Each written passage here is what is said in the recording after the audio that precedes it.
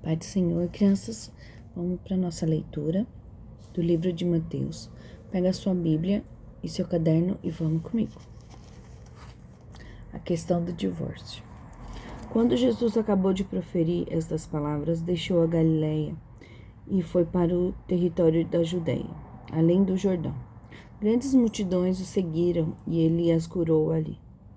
Alguns fariseus se aproximaram de Jesus e, testando-o, perguntaram: é lícito ao homem repudiar sua esposa por qualquer motivo? Jesus respondeu: vocês não leram que o Criador, desde o princípio, os fez homem e mulher?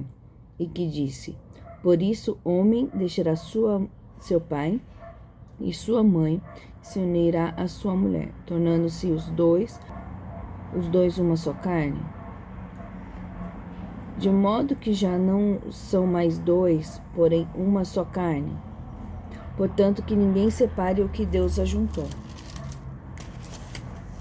Os fariseus perguntaram: então por que Moisés ordenou dar uma carta de divórcio e repudiar a mulher?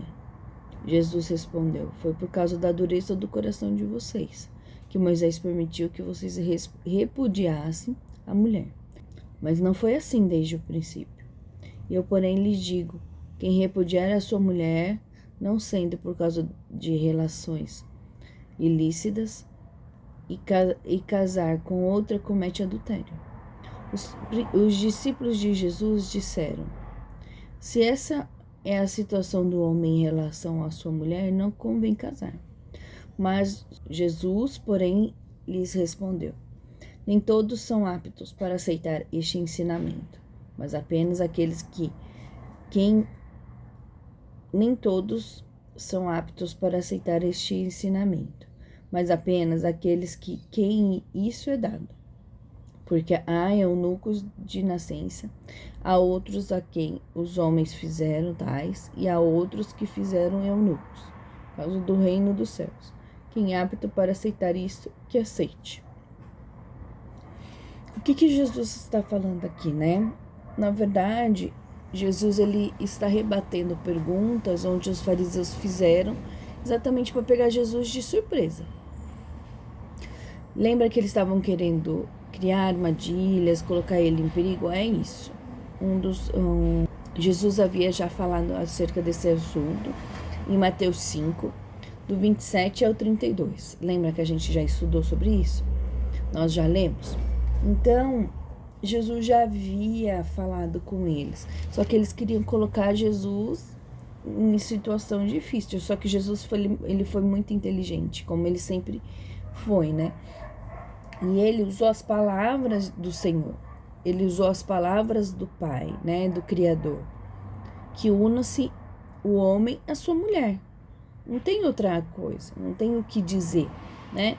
E quem uniu foi Deus, então quem deve separar é Deus e não o homem. Então foi assim que Jesus conseguiu sair daquelas armadilhas, né? Porque eles queriam achar brechas. Entre eles existiam linhagens que acreditavam em alguns tipos de divórcio e o porquê, né? Algumas delas até porque a pessoa queria e acabou, podia se separar. Mas não existe isso, né? Quem Deus uniu não pode separar um homem, né? Então, porque o casamento ele não é um acordo, um negócio que você vai... O casamento não é um negócio que você vai lá e assina e ok, né? O casamento é uma aliança firmada perante Deus.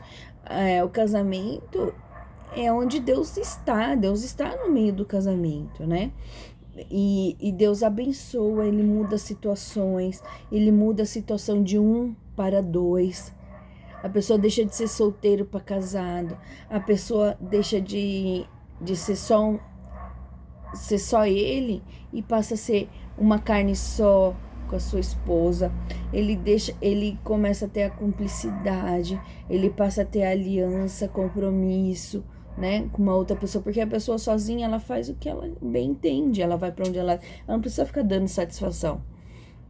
né? Mas a pessoa casada não, ela forma uma família, ela tem uma pessoa ali do lado dela, né?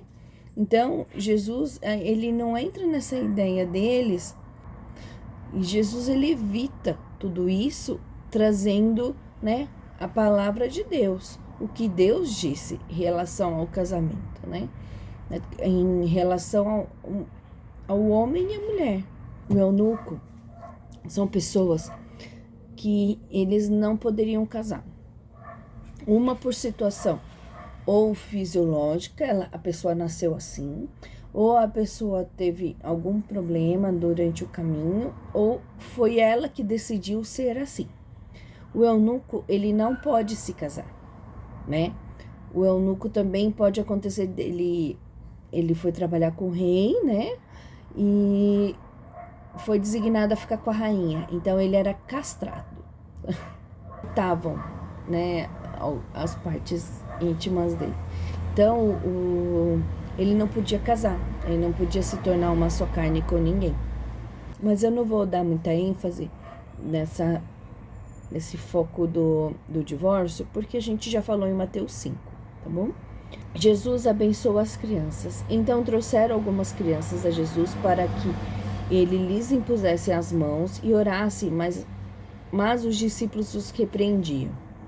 Jesus, porém, disse: Deixe os pequeninos e não os impeçam de vir a mim, porque dos tais é o reino dos céus. E tendo-lhes imposto as mãos, retirou-se dali. Olha como Deus é maravilhoso. Esse capítulo era para eu ter lido com vocês ontem. E no devocional de vocês veio o quê? Mateus 19, 14. Olha como Deus tem falado muito nesse devocional de vocês, né? E eu espero que ele tenha transformado, que ele tenha feito da mesma maneira que comigo ele tenha feito na casa de vocês. Porque Deus é lindo, ele é maravilhoso, né? A palavra dele não volta vazia, a palavra dele tem uma direção certa. Então, Jesus, lembra que a gente tem falado, principalmente em Mateus 18, ele tem comparado a crianças exatamente o que? A humildade das crianças, né? Então, por isso que Jesus fala, deixe vir as minhas criancinhas. O ministério de Jesus também foi voltado para as crianças, não só para o adulto, para o homem, para o judeu ou para a mulher, mas também foi voltado também para a criança. E ele compara que nós adultos devemos ser igual a vocês. Nós devemos ser humildes, devemos nos aproximar do Senhor como vocês, né? De forma espontânea, natural, sem frescura. É relação de pai e filho, né? Então é isso que o Senhor ensina, que a gente tem que ser assim, carinhoso, tem que buscar, tem que ser humilde, tem essa simplicidade que a criança tem, né? De ter essa inocência, essa pureza que a criança tem, né? Então, é isso que Jesus fala sobre a criança, né? Então, que nós adultos devemos ser assim igual vocês. E isso é lindo, olha como Deus linka as coisas, né? Vamos pro próximo. O jovem rico. E eis que alguém, aproximando-se de Jesus, lhe perguntou: Mestre, que farei de bom para alcançar a vida eterna? Jesus respondeu: Porque você me pergunta a respeito do que é bom. Bom só existe um. Mas se você quer entrar na vida, guarde os mandamentos. E ele lhe perguntou: Quais? Jesus respondeu: Não mate, não cometa adultério, não furte, não dê falso testemunho, honre seu pai e sua mãe, e ame seu próximo, como você ama a si mesmo. O jovem disse: Tudo isso tenho observado. O que me falta ainda? Jesus respondeu: Se você quer ser perfeito, vá, vende os seus bens e dê o dinheiro aos pobres, e você terá um tesouro nos céus. Depois venha e siga-me. Mas o jovem, ouvindo esta palavra, retirou-se triste porque era dono de muitas propriedades. O perigo das riquezas. Então Jesus disse aos seus discípulos: Em verdade lhes digo que um rico dificilmente entrará no reino dos céus. E ainda lhes digo que é mais fácil um camelo passar pelo fundo de uma agulha do que um rico entrar no reino de Deus. Ouvindo isso, os discípulos ficaram muito admirados e perguntaram: sendo assim, quem pode ser salvo? Jesus, olhando para eles, disse: para os seres humanos isto é impossível, mas para Deus tudo é impossível. Então Pedro, tomando a palavra, disse: eis que nós deixamos tudo e seguimos o Senhor.